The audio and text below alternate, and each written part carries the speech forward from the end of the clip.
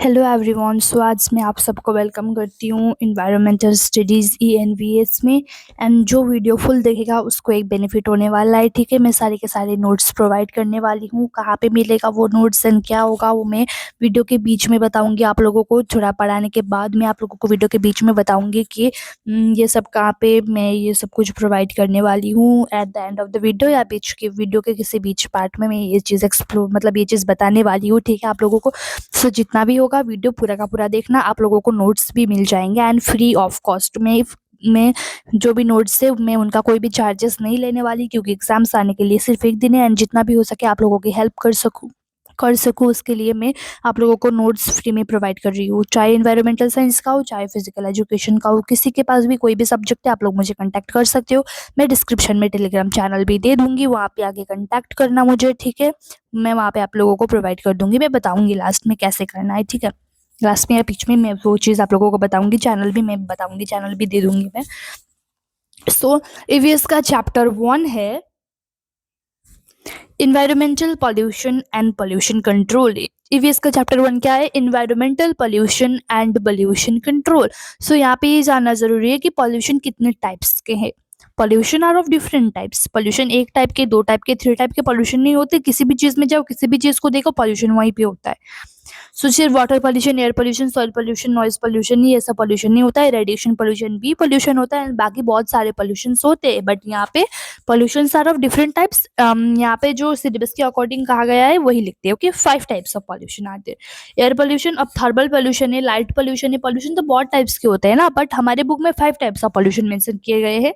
Air pollution, water pollution, soil pollution, noise pollution and radiation pollution. So आज हम इन्हीं pollutions के बारे में डिस्कस करेंगे, उसके causes, sources, impacts, control measures जो भी है, air quality standard, water level quality parameters and all and standards, soil quality indicators, noise level parameters, ये सब कुछ। और साथ साथ में clean development mechanism CDM, disasters जो कि नेचुरल एंड मैनमेड दोनों, एंड पॉल्यूशन के साथ जितने भी रिलेटेड डिजीजेस है वो भी, एंड साथ साथ में Ganga action plan and Yamuna action plan के प्लान भी पढ़ेंगे, and regulatory framework for pollution monitoring and control. ये सब कुछ आज हम इस वीडियो में डिस्कस करने वाले हैं। सो इसके बीच में मैं आप लोगों को अपना टेलीग्राम चैनल के बारे में भी बताऊंगी। वहाँ पे ज्वाइन होके आप लोग क्या कर सकते हो, आप लोग नोट्स ले सकते हो फ्री ऑफ कॉस्ट, बहुत हेल्पफुल नोट्स है। सो कितने टाइप्स ऑफ पोल्यूशन है? Air pollution, water pollution, soil pollution, noise pollution and radiation pollution. What are the main source of pollution? So pollution का मेन सोर्स क्या है? अगर air pollution का source, water pollution का source, सबका source पड़ा हुआ है तो उसी में से आधा आधा निकाल के तुम लोग पोल्यूशन के सोर्स में लगा सकते हो, क्योंकि सब कुछ को मिला करे तो पोल्यूशन होता है ना। So main source of pollution are human activities. Pollution का मेन सोर्स क्या है? ह्यूमन एक्टिविटीज, जैसे कि फॉसिल फ्यूल्स बर्न करना। पावर एंड ट्रांसपोर्टेशन के लिए क्या करते हैं लोग? फॉसिल फ्यूल्स को बर्न करते हैं, burning of fossil fuels for power and transportation. Industrial and agricultural processes and waste management also. Natural sources जैसे कि वाइल्ड फायर, वोल्केनिक इरप्शन, ये सब भी कंट्रीब्यूट करते हैं पोल्यूशन को। Okay, What are the main air pollutant and their sources? Air pollutant मतलब जो मेन एयर पोल्यूटेंट है ना, मेन एयर पोल्यूटेंट क्या है एंड उसके सोर्सेस इसके बाद हम डिस्कस करने वाले हैं। So what are the main air pollutants? Air pollutants और एयर क्वालिटी इंडिकेटर्स भी कह सकते हो इसको। Particulate matter, SO2, NO, carbon monoxide CO, ozone, volatile organic compounds, ये सब जो है ये क्या है? ये है air pollutants, main air pollutants. ठीक है, मेन एयर पोल्यूटेंट्स क्या क्या है? Particulate matter, sulphur dioxide, nitrogen oxide, carbon monoxide, ozone, volatile organic compounds, ये सब क्या है? ये सब एयर के क्या है? एयर पॉल्यूटेंट्स है। ठीक है, इन सब की वजह से क्या होता है? पॉल्यूटेंट्स यानी वो जो पॉल्यूशन कराता है। पॉल्यूटेंट्स वो होता है जो क्या कराता है? जो पॉल्यूशन कराता है। सो एयर पॉल्यूशन किस किस चीज से होता है? डस्ट वगैरह से होता है ना। डस्ट वगैरह मीन्स पार्टिकुलेट मैटर्स के अंदर आ जाता है। फिर सल्फर डाइऑक्साइड हो गया, नाइट्रोजन ऑक्साइड, ये सब कुछ क्या है? ये सब कुछ जो वो पॉल्यूटेंट्स है जो एयर पॉल्यूशन करवाते हैं। फिर आता है sources. Okay, sources of air pollution. Air pollution के सोर्सेस कितने टाइप्स के? एयर पोल्यूशन के सोर्सेस भी 2 टाइप्स के। एक है वाटर पोल्यूशन, सॉरी, एक है ह्यूमन मेड सोर्सेस एंड दूसरा है नेचुरल सोर्सेस। एयर पोल्यूशन के सोर्सेस कितने हैं? एयर पोल्यूशन के सोर्सेस दो सोर्सेस एयर पोल्यूशन के, एक है नेचुरल सोर्स, दूसरा है ह्यूमन मेड सोर्स। अब ह्यूमन मेड सोर्स में क्या होता है कि ह्यूमन मेड सोर्स यानी कि ट्रांसपोर्टेशन ही ले लो। एयर पोल्यूशन के लिए ट्रांसपोर्टेशन, ज्यादातर स्मोक एंड डस्ट वगैरह तो एयर ट्रांसपोर्टेशन के थ्रू ही रिलीज होता है ना एयर पोल्यूशन में। तो ट्रांसपोर्टेशन जैसे कि व्हीकल्स, पार्टिकुलरली वो व्हीकल्स जो गैसोलीन एंड डीजल यूज करके चलते, इलेक्ट्रिक व्हीकल्स उतना यूज वो नहीं करते, ठीक है। इलेक्ट्रिक व्हीकल्स क्या नहीं करते? इलेक्ट्रिक व्हीकल्स जो है वो पोल्यूशन नहीं कराते, इलेक्ट्रिक व्हीकल्स पोल्यूशन नहीं कराते हैं, ठीक है। पोल्यूशन कौन कौन से व्हीकल्स कराते हैं? गैसोलीन यूज करने वाले व्हीकल्स एंड डीजल से चलने, डीजल पेट्रोल वगैरह से चलने वाले व्हीकल्स क्या कराते हैं? पोल्यूशन को कॉज करते हैं। सो ह्यूमन में सोर्सेस ऑफ एयर पोल्यूशन या कॉजेस ऑफ एयर पोल्यूशन दोनों सेम है, ठीक है। सो कंफ्यूज नहीं होना है, sources and causes of air pollution दोनों सेम है, सोर्सेस या कॉजेस दोनों सेम ही होता है। सो सोर्स यहाँ पे पोल्यूशन के टाइप में, पोल्यूशन के एयर पोल्यूशन के सोर्सेस हो या कॉजेस हो, वो क्या है? ट्रांसपोर्टेशन, जो कि वगैरह व्हीकल्स वगैरह जो होते हैं ना, व्हीकल्स वगैरह क्या करती है? ऐसे व्हीकल्स जो गैसोलीन और डीजल यूज करती है वो क्या करती है? वो पोल्यूटेंट रिलीज करती है। पॉल्यूटेंट कैसे पॉल्यूटेंट्स? कार्बन मोनोऑक्साइड हो गया, नाइट्रोजन ऑक्साइड हो गया, CO, NO और पार्टिकुलेट मैटर्स हो गया, इनफैक्ट वोलेटाइल ऑर्गेनिक कंपाउंड्स भी। सो ये सब जो भी पॉल्यूटेंट्स है, एज मैंने पहले ही बता चुकी हूँ कि एयर पॉल्यूटेंट्स क्या क्या है, मेन एयर पॉल्यूटेंट्स। उन्हीं एयर पॉल्यूटेंट्स जो है ना, carbon monoxide, nitrogen oxide, particulate matter, volatile organic compounds, ये जो एयर पॉल्यूटेंट्स है ना, ये क्या करते हैं? ये पॉल्यूटेंट्स क्या करते हैं? ये पॉल्यूटेंट एमिट करते हैं। ओके, मतलब ये जो होता है ना, गैसोलीन एंड डीजल वगैरह जो यूज करते हैं व्हीकल्स, व्हीकल्स क्या करते हैं? व्हीकल्स गैसोलीन, डीजल, पेट्रोल वगैरह यूज करते हैं जो कि पॉल्यूटेंट्स एमिट करता है, जो कि पॉल्यूटेंट्स एमिट करता है। पॉल्यूटेंट्स जैसे कि CO, NO, particulate matter, volatile organic compound, जिसकी वजह से क्या होता है? जिसकी वजह से एयर पोल्यूशन होता है। So this is transportation. Okay, transportation में क्या आ गया? व्हीकल्स वगैरह जो क्या करता है? एमिट मतलब गैसोलीन और डीजल यूज करके पॉल्यूटेंट्स एमिट करता है एंड उसकी वजह से क्या होता है? एयर पोल्यूशन होता है। दूसरा है नेचुरल सोर्स। नेचुरल सोर्स यानी नेचुरल सोर्स में क्या आता है? वोल्केनिक इरप्शन आता है। ये क्या करता है? सल्फर डाइऑक्साइड जो होता है, SO2 सल्फर डाइऑक्साइड रिलीज करता है। सल्फर डाइऑक्साइड के साथ साथ जो बाकी के गैसेस भी होते हैं उनको एटमॉस्फेयर में रिलीज करता है। वोल्केनिक इरप्शंस क्या होगा? Natural resource. अब जो सल्फर डाइऑक्साइड और बाकी के जो गैसेस वो अगर एटमॉस्फेयर में रिलीज करेगा तो क्या होगा? वोल्केनिक इरप्शंस कॉज होगा। एंड वो क्या है? वो एक नेचुरल सोर्स है, वो नेचुरल कॉज है एयर पोल्यूशन का। वोल्केनिक इरप्शन हुआ तो क्या होगा? एयर पोल्यूशन बढ़ेगा ना, एयर पोल्यूशन इंक्रीज होगा ना। सो क्या हो रहा है यहाँ पे? सल्फर डाइऑक्साइड रिलीज कर रहा है एंड सल्फर डाइऑक्साइड के साथ साथ बाकी के जो गैसेस है वो भी रिलीज कर रहा है एटमॉस्फेयर में, जिसकी वजह से वोल्केनिक इरप्शन हो रहा है एंड वोल्केनिक इरप्शन की वजह से क्या हो रहा है? एयर पोल्यूशन कॉज हो रहा है। Pollution क्या है? What is pollution? Pollution is the contamination of the environment by harmful substances. जो बहुत सारे खतरनाक खतरनाक चीजें होती है ना उनके साथ, मतलब जैसे कि ऑर्गेनिक वेस्ट हो गया या जो इनऑर्गेनिक वेस्ट, कोई कोई भी प्रकार का वेस्ट हो गया, वेस्ट मटेरियल्स हो गए लाइक स्मोक, केमिकल, प्लास्टिक, कोई भी मतलब गंदा पानी हो गया। अगर वो हवा में, पानी में व लैंड में किसी भी जगह में अगर ऐसी गंदी गंदी चीजें रिलीज होती है, उसकी वजह से क्या होता है? उसकी वजह से ह्यूमन की हेल्थ को हार्म होगा, इंसान के स्वास्थ्य पर हानि पहुंचेगी, प्लांट्स के स्वास्थ्य पर भी हानि पहुंचेगी, इवन एनिमल्स के जो कंडीशंस है, हेल्थ कंडीशंस, उनके ऊपर भी हानि होगी एंड इवन नेचर को भी इफेक्ट करेगा ना ये चीज। तो ऐसी जो चीजें, ऐसी जो वेस्ट मटेरियल्स जैसे कि smoke, plastics, chemicals, dirty waters and all, अगर ये पानी, हवा या जमीन कहीं पे भी अगर ये रिलीज हो जाती है तो इसकी वजह से क्या होता है? ह्यूमन, प्लांट्स एंड एनिमल्स के हेल्थ के साथ साथ नेचर को भी इफेक्ट होता है। एंड ये सब जो चीजें है ना, ये सब जो हार्मफुल सब्सटेंसेस है ना, ये जब जब ये सब्सटेंसेस क्या होते हैं? ये जब सब्सटेंसेस इन्वायरमेंट के साथ कंटामिनेट होते हैं तो क्या होता है? पोल्यूशन होता है। What is pollution? Pollution is the contamination of the environment by harmful substances. Pollution is the contamination of environment, contamination of the environment with the harmful substances or by the harmful substances. It happens when waste materials like smoke, chemicals, plastics, or dirty water are released in air, water, or land. It is harmful because it affects human health, plants, and animals, and also nature. What is ozone layer depletion. फिर क्या होता है, फिर ozone layer आता है। ठीक है, ozone layer यानी कि स्ट्रेटोस्फीयर में जो एक लेयर होता है, ओजोन मतलब स्ट्रेटोस्फीयर में एक लेयर होता है, उसको ओजोन लेयर कहते हैं। उसको मतलब उसको ओजोन लेयर कहते हैं। बट वहाँ पे अभी क्या हो रहा है, ज़्यादा पॉल्यूशन की वजह से, ज़्यादा ग्रीन हाउस गैसेस की रिलीज होने की वजह से वहाँ पे एक होल बन गया है। एंड वो जो होल है, होल मीन्स थोड़ा थिनिंग हो रहा है। वो थोड़ा थिक लेयर था, वो थोड़ा पतला पतला पतला होता जा रहा है। सो ये जो पतला पतला होता जा रहा है ना लेयर, उसको ओजोन लेयर डिप्लीशन या ओजोन होल भी कहा जाता है। So, ozone layer depletion refers to the thinning of the ozone layer in the Earth's stratosphere, particularly over the Antarctic region known as the ozone hole। अब यहाँ पे क्या हो रहा है, ओजोन लेयर जो है, ओजोन लेयर डिप्लीशन क्या है, ओजोन लेयर डिप्लीशन मतलब कि ओजोन लेयर पतला हो रहा है। ओजोन लेयर पतला हो रहा है कहाँ पे हो रहा है, अर्थ के स्ट्रेटोस्फीयर में।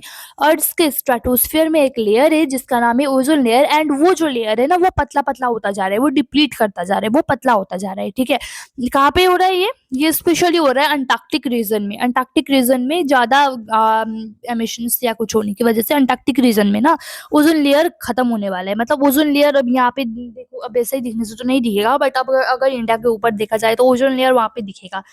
किसी टेक्नोलॉजी के थ्रू अगर देखा जाए तो ओजोन लेयर वहाँ पे दिखेगा। बट अंटार्कटिक रीजन में क्या हो रहा है, ओजोन होल हो चुका है।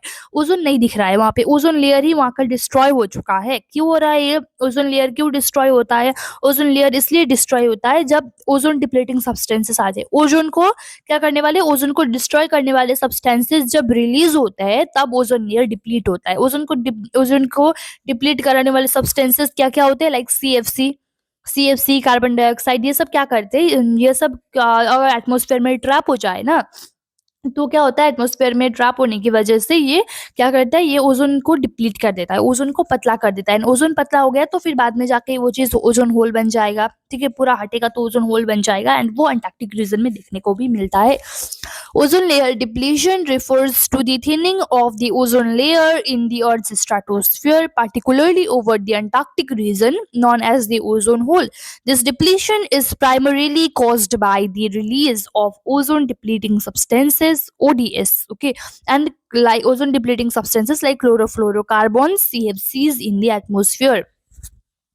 What is green house effects. अब ग्रीन हाउस इफेक्ट क्या है, ग्रीन हाउस इफेक्ट एक नेचुरल प्रोसेस है। ग्रीन हाउस इफेक्ट क्या है, ग्रीन हाउस इफेक्ट एक नेचुरल प्रोसेस है, अर्थ के एटमॉस्फेयर में होने वाला एक नेचुरल प्रोसेस है।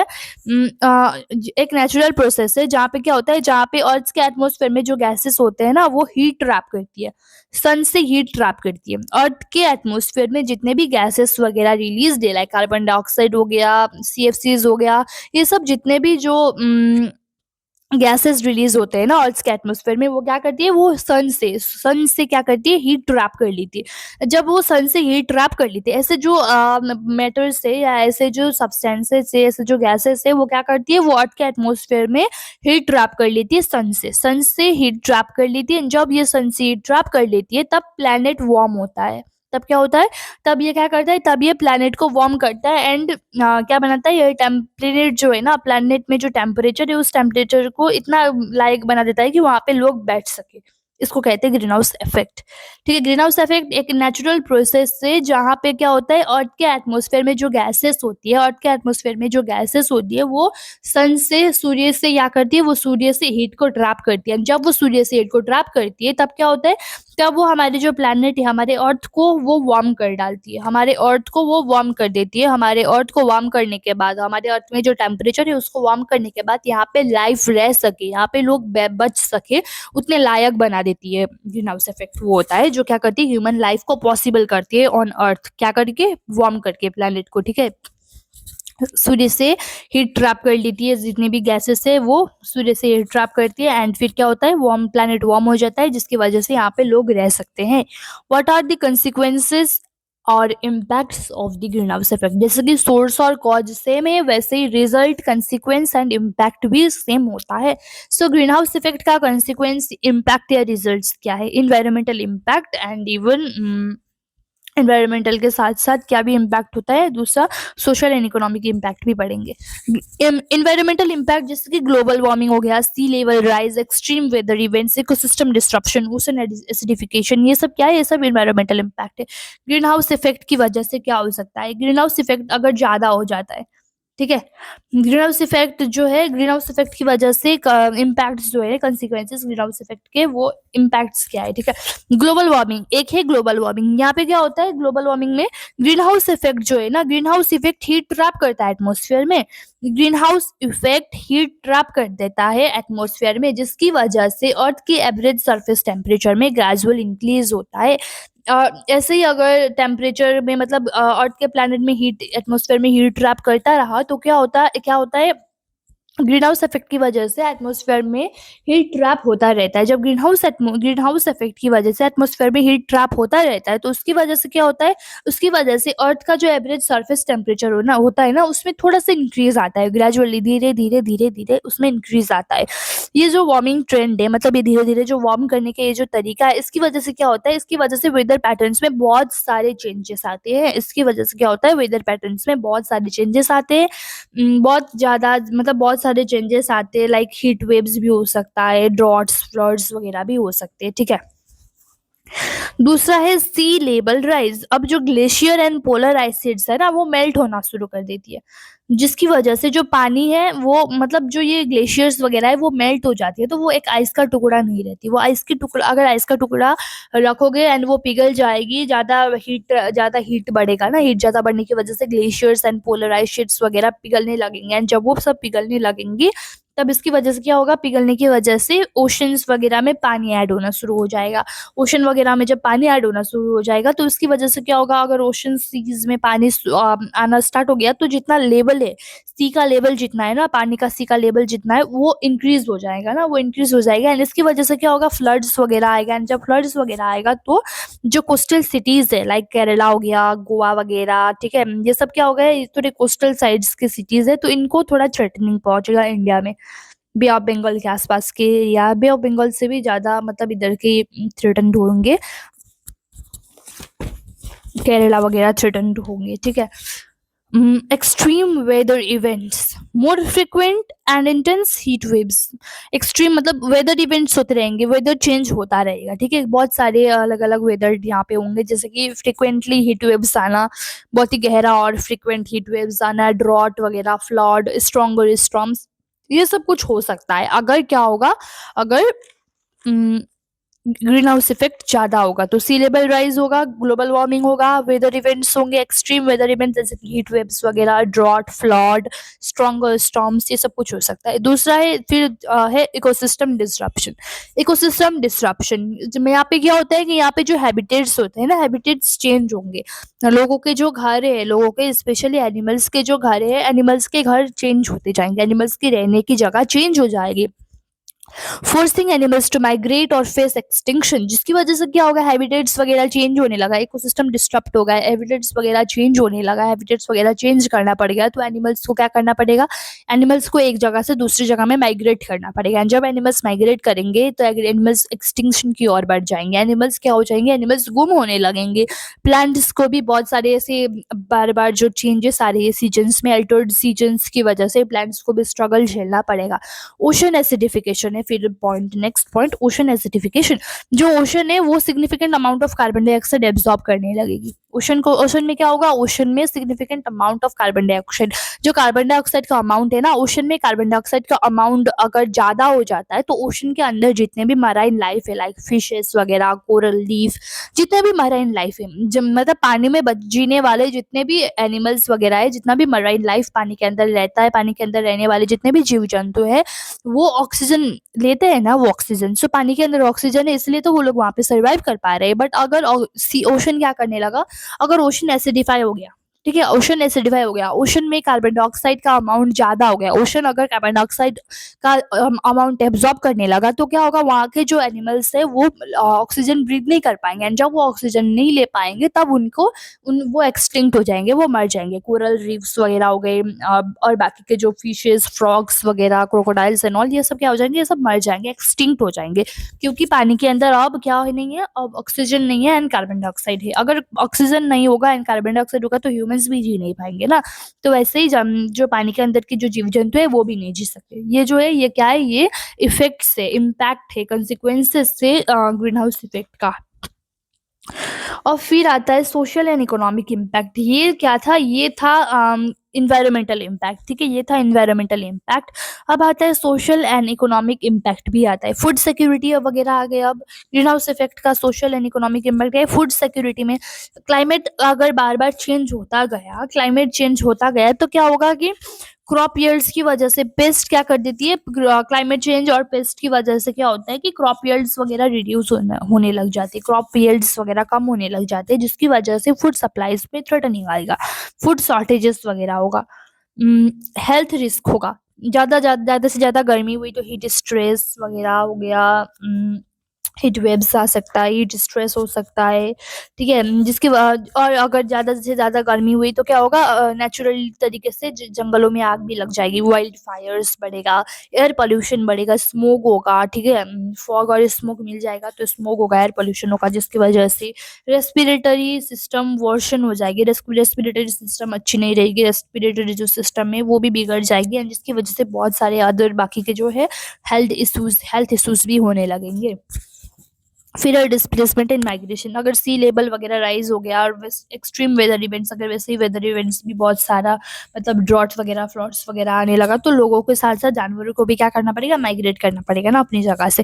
फिर आ गया infrastructure damage, extreme weather events जो है, मतलब जो ये अलग अलग टाइप के जो ड्रॉट फ्लड जो भी आ रहा है उसकी वजह से और सी लेवल राइज की वजह से इंफ्रास्ट्रक्चर को भी तो डैमेज पहुंचेगा ना, फ्लड्स वगैरह आया तो घर वगैरह डुबा ढालेगा, ठीक है, तो जिसकी वजह से क्या होगा, जिसकी वजह से इकोनॉमिक लॉस भी होगा, लोगों को इकोनॉमिक लॉस झेलना पड़ेगा।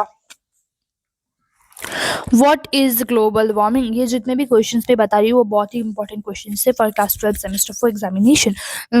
ग्लोबल वार्मिंग क्या है, ग्लोबल वार्मिंग यानी कि जो धीरे धीरे इंक्रीज आता है ना अर्थ के टेम्परेचर में, generally due to the greenhouse effect.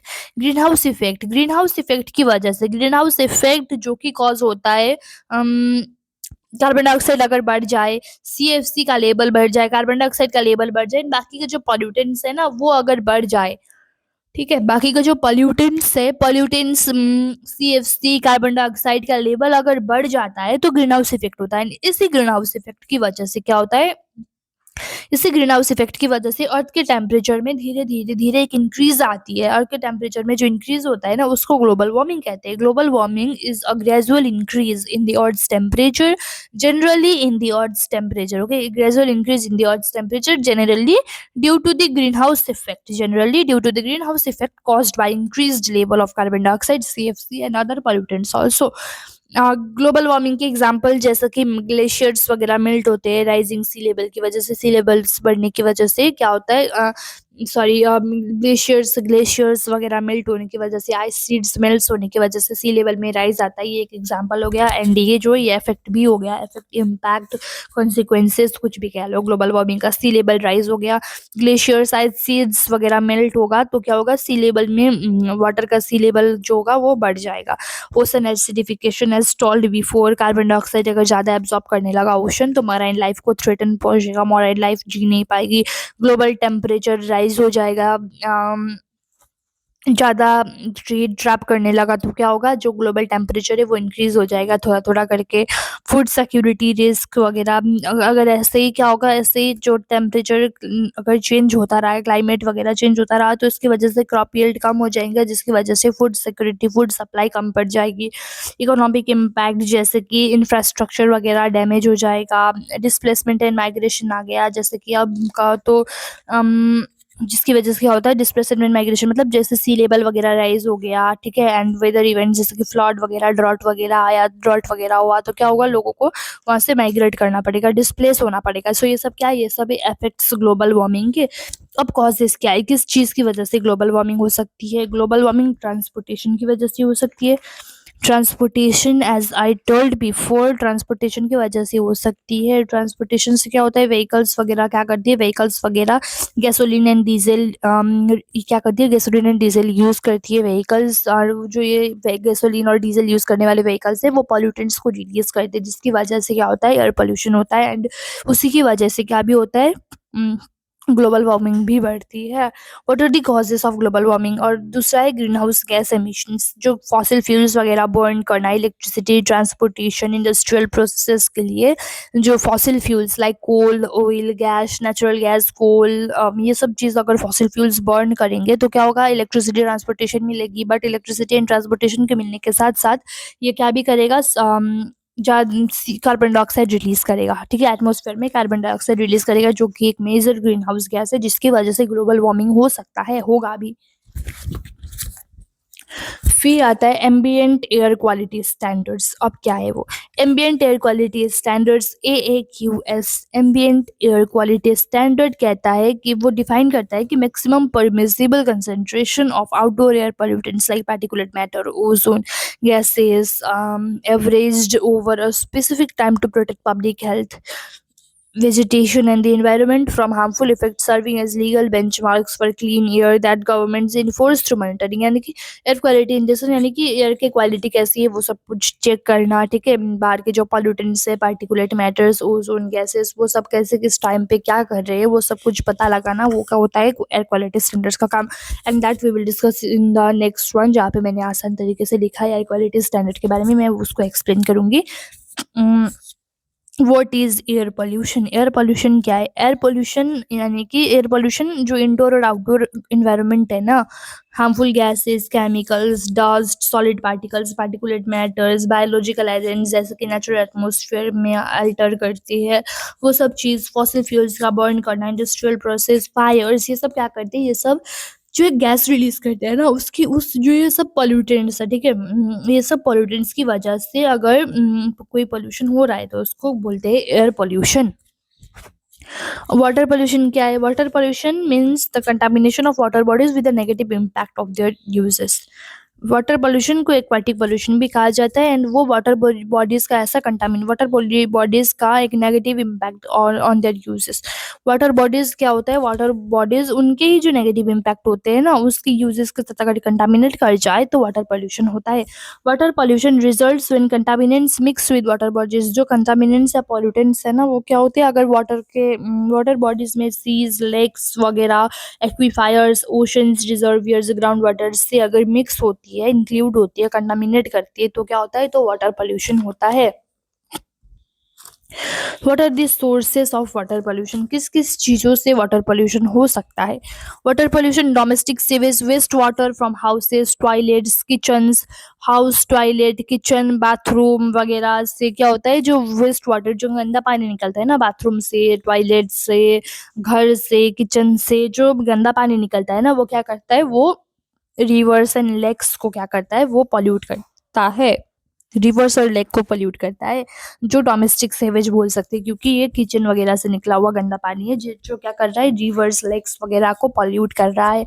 दूसरा है इंडस्ट्रियल वेस्ट। इंडस्ट्रियल वेस्ट में क्या हो रहा है, फैक्ट्रीज बहुत सारे हार्मफुल केमिकल्स और अनट्रीटेड वेस्ट रिलीज करती है, जिसकी जो वाटर बॉडीज में सिर्फ वगैरह कोई सब चीज़ को छोड़ देती है, जिसकी वजह से इंडस्ट्रियल वेस्ट होता है। एग्रीकल्चरल रन ऑफ, जैसे कि फर्टिलाइजर्स वगैरह हो गए, fertilisers, pesticide, insecticide from field.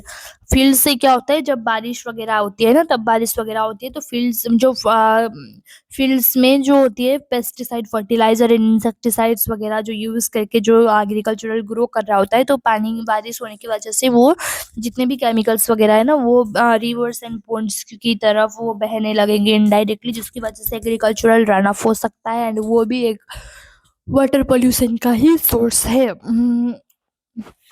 Oil spills हो गया, शिप्स और बोट्स की वजह से, शिप्स और बोट्स में बहुत भारी भारी, मतलब बहुत ज़्यादा अमाउंट में ऑयल्स वगैरह लेके जाते हैं, इंटरनेशनल नेशनल तरीके से, नेशनल हो या इंटरनेशनल बॉर्डर्स क्रॉस करके हो, बहुत सारे शिप्स एंड बोट्स में बहुत ज़्यादा ऑयल्स लेके जाते हैं, तो वो जो ऑयल्स होता है ना, वो अगर लीक हो गया तो ऑयल्स लीक होने की वजह से क्या होगा, सीज एंड ओशंस पोल्यूट होंगे। गार्बेज, प्लास्टिक और बाकी के जो वेस्ट है ना, सॉलिड वेस्ट है, वो क्या कर रहे हैं, वो वाटर में अगर हम लोग फेंक देंगे तो ये भी पॉल्यूट करेगा वाटर को।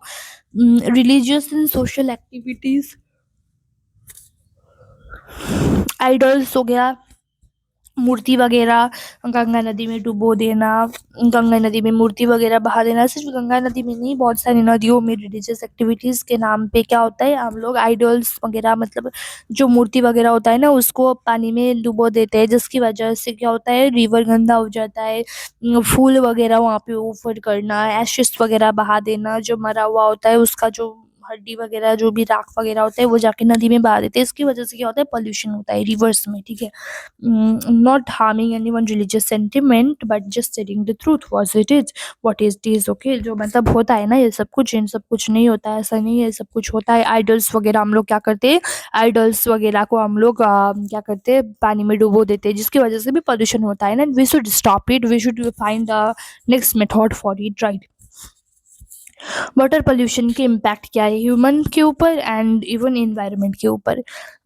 पॉल्यूटेड जो वाटर है ना, जो गंदा पानी है, उसकी वजह से बहुत बहुत टाइप्स की बीमारी, बहुत टाइप के डिजीजेस हो सकते हैं। कॉलेरा हो गया, टाइफॉइड हो गया, डायरिया हो गया, कॉलेरा टाइफॉइड डायरिया, ये सब ऐसे पॉल्यूटेंट्स, ऐसे डिजीजेस है ना जो वाटर पोल्यूशन की वजह से हो सकती है, ठीक है। ऐसे जो पानी अगर हम लोग पी ले, तो ये ऐसा पानी, ऐसा गंदा पानी हम लोग अगर पी लेंगे ना, तो ये हमारे हेल्थ के लिए बहुत ज़्यादा डेंजरस होगा। हार्मफुल केमिकल जो वाटर, पॉल्यूटेड वाटर में जितने भी हार्मफुल केमिकल्स होते हैं, उन हार्मफुल केमिकल्स अगर हमारे बॉडी के अंदर, ह्यूमन बॉडी के अंदर एंटर कर जाती है, ड्रिंकिंग वाटर से हो या फूड्स वगैरह से हो, अगर हमारे अंदर एंटर कर जाती है तो क्या होगा, बहुत सारी डिजीज़ हम लोगों को झेलनी पड़ेंगी, बहुत सारा एक हार्मफुल एक कंडीशन हम लोगों को झेलना पड़ेगा। वाटर पोल्यूशन क्या करते हैं, water pollution reduces the availability of clean water. Water pollution क्या करते हैं, वाटर पोल्यूशन जो साफ पानी होता है ना, ड्रिंक करने, पीने के लिए, खाना बनाने के लिए या डेली यूज के लिए जो साफा पानी होता है ना, उसकी अवेलेबिलिटी को कम कर देता है water pollution.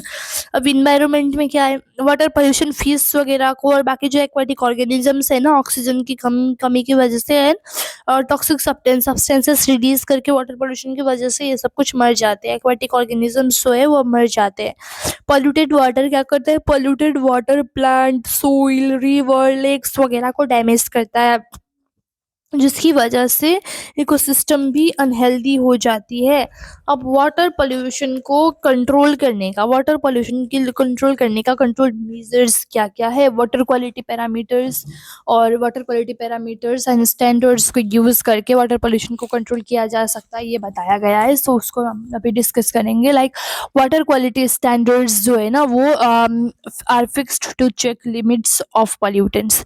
Water quality standards are fixed to check limits of pollutants like chemical, bacteria and heavy metals in water। पानी में केमिकल्स, बैक्टीरिया, हैवी मेटल्स जैसे जो पॉल्यूटेंट्स होते हैं ना, उन वो वहाँ पे कितने अमाउंट में, ये सब कुछ चेक करने का काम होता है वाटर क्वालिटी स्टैंडर्ड्स का। ये सब चेक करती है, ठीक है, वाटर क्वालिटी स्टैंडर्ड। और हर हर रोज़ पानी को चेक करना, regular testing of water is done to measure. और ये जो हर रोज़ पानी को टेस्टिंग करने का जो ये काम चलता है, वो पैरामीटर्स को मेजर करने के लिए होता है, जैसे कि पीएच लेवल कितना है, oxygen, dissolve oxygen and turbidity, dissolved oxygen, turbidity, pH level, ऐसे ऐसे चीज़ों को चेक करने के लिए, ऐसे पैरामीटर्स को चेक करने के लिए रेगुलर टेस्टिंग होती है वाटर का। Industries are allowed to release wastewater only after it meets the prescribed water quality standard।